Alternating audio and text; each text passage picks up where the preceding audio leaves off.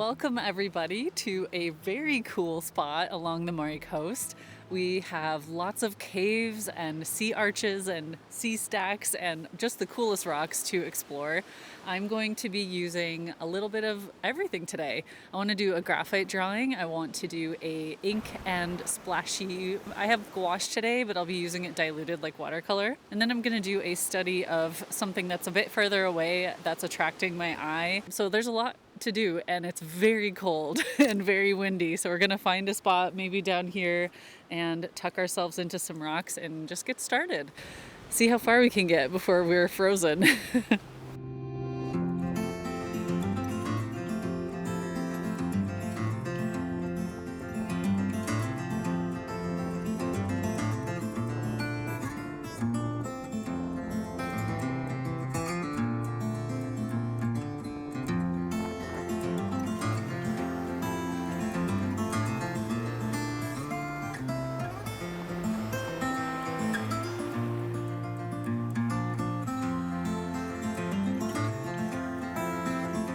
Lately, I've been playing with new techniques for graphite drawing, or not necessarily new, but just different from what I'm used to.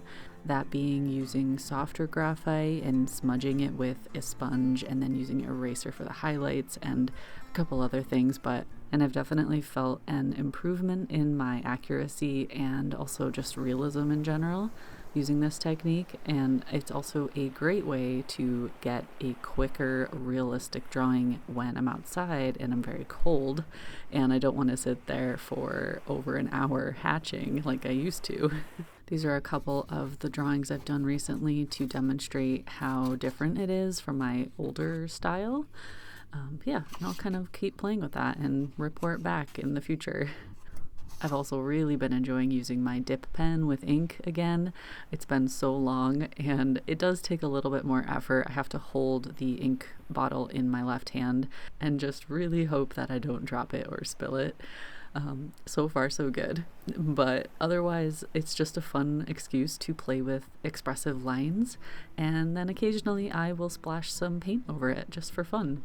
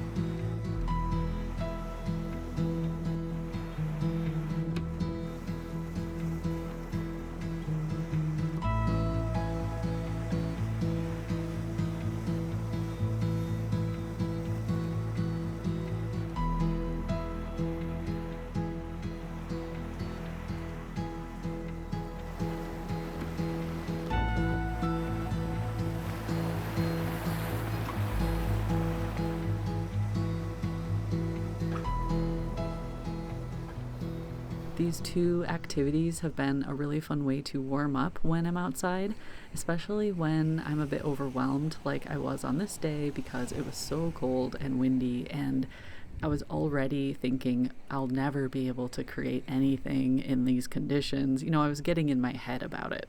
So instead of just overthinking it, I sat down, got my supplies out, and got started.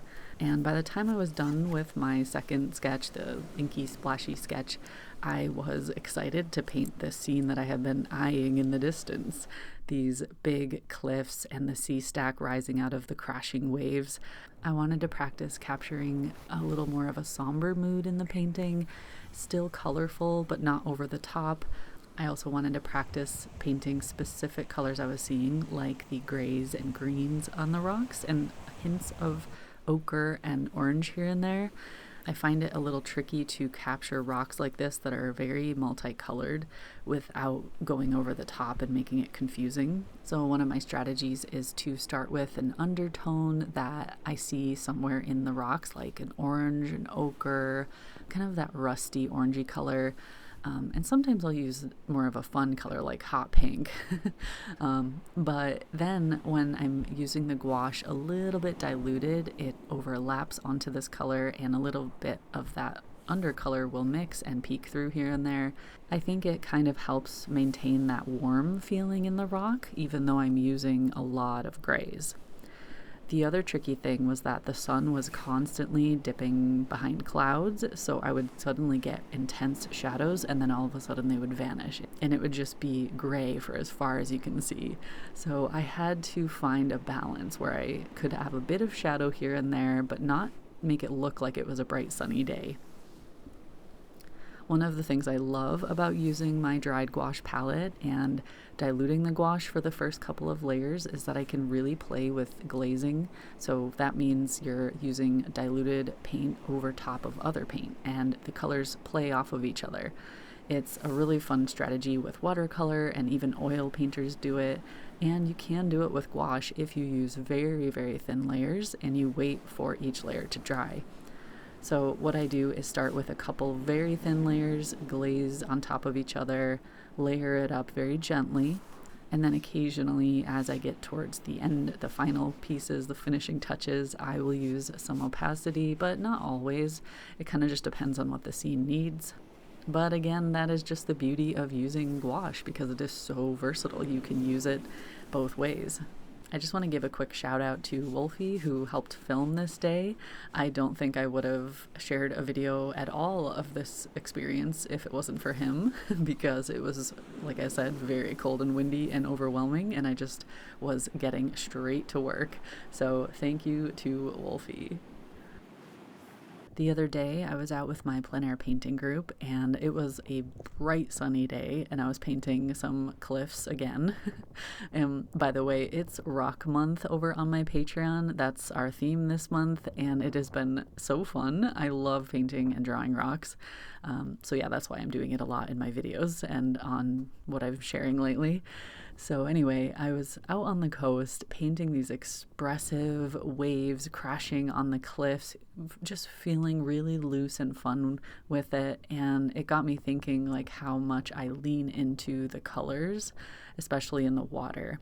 And while sometimes we have bright turquoise waters here, it kind of depends on the location and the sun, it's still a bit distracting sometimes when I want the rocks to be the focus. So I'm still working on finding that balance where I want the focus to be on the drama of the cliffs, but I do think the waves help tell the story of the mood of the day. Another thing I'm working on is getting a nice balance of soft and hard edges, or lost and found edges. So my strategy in that regard was to soften all of the background elements and then give the foreground cliffs, the ones that were in focus, a nice crisp edge.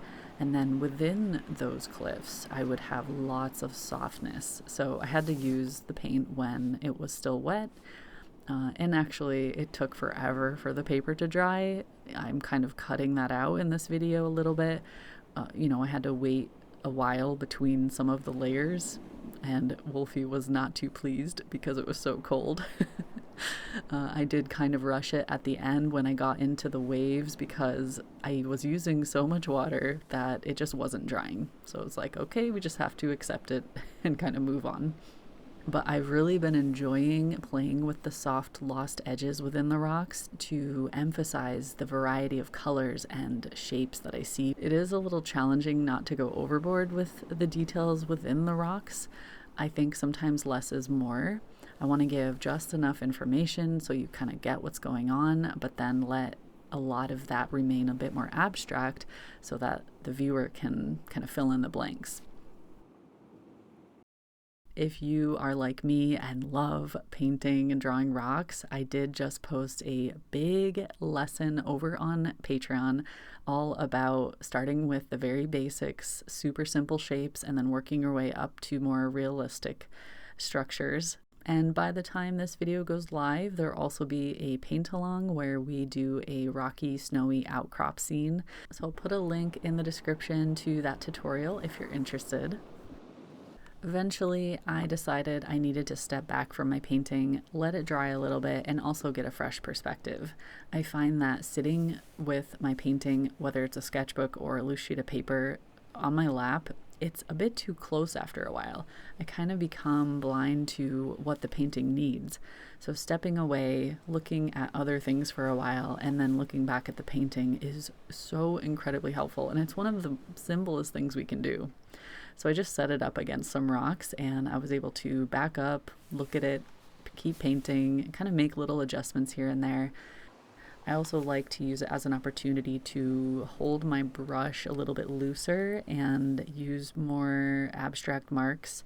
It helps me keep it feeling a little bit more loose and fresh and painterly. Otherwise, I sit there with, a tight grip on my brush, trying to make every brushstroke perfect, and I just kind of nitpick at it too much. I don't know how to describe it. It's a different feeling when you're standing at arm's length from your painting and moving your brush more freely. Speaking of brushes and other materials, I'm also going to put a link in the description to all of my supplies because I get questions about that every single time I post a video. I try to keep an updated list of my favorite supplies and what I like to use. And in this case, I'm going to share a blog post to this painting and some images from this experience along with the supplies.